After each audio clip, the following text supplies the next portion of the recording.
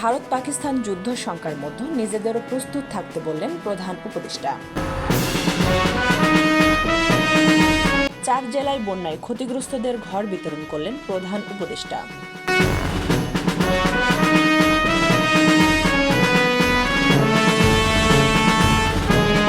প্রধান উপদেষ্টা কার্যালয়ের উদ্যোগে শুরু হচ্ছে নাগরিক সেবা।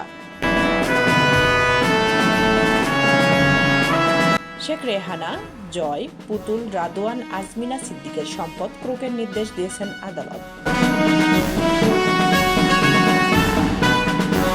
আদানির বিদ্যুৎ, $40 কোটি শুল্ক ফাঁকিতে জড়িতদের বিরুদ্ধে ব্যবস্থা নেওয়া হবে বলে জানিয়েছেন দুদক মহাপরিচালক আক্তার হোসেন।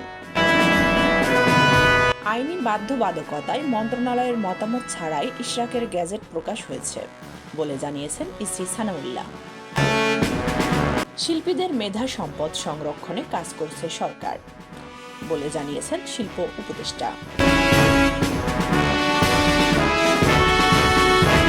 সরকারের ভুল নীতিতে আওয়ামী লীগ সমর্থকের কারখানা বন্ধ করে শ্রমিক ছাঁটাই ঠিক হয়নি বলে মন্তব্য করেছেন রুহুল কবির রিজভী।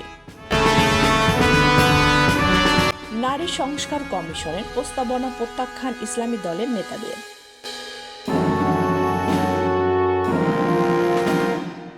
শ্রম আইন লঙ্ঘনের দায়ে বিএটিবির এমডি সহ 4 কর্মকর্তার বিরুদ্ধে মামলা।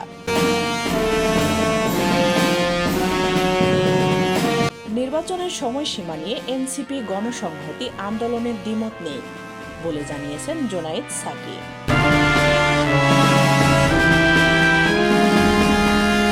চিন্ময় দাসের জামিন স্থগিতের আদেশ প্রত্যাহার, রোববার ফের শুনানি। সংস্কার ও বিচার ছাড়া নির্বাচনের সুযোগ নেই বলে মন্তব্য করেছেন রেজাউল করিম।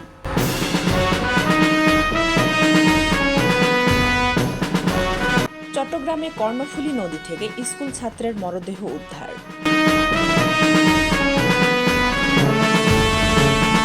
গাইবান্ধায় আগুনে পুড়ে ছাই 3টি দোকান, ক্ষতি লক্ষাধিক টাকার।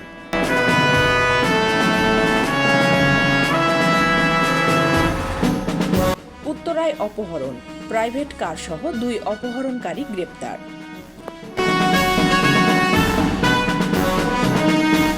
গাজীপুরের শ্রীপুর উপজেলায় মাদকাসক্ত ছেলেকে কুপিয়ে হত্যার পর থানায় আত্মসমর্পণ বাবার।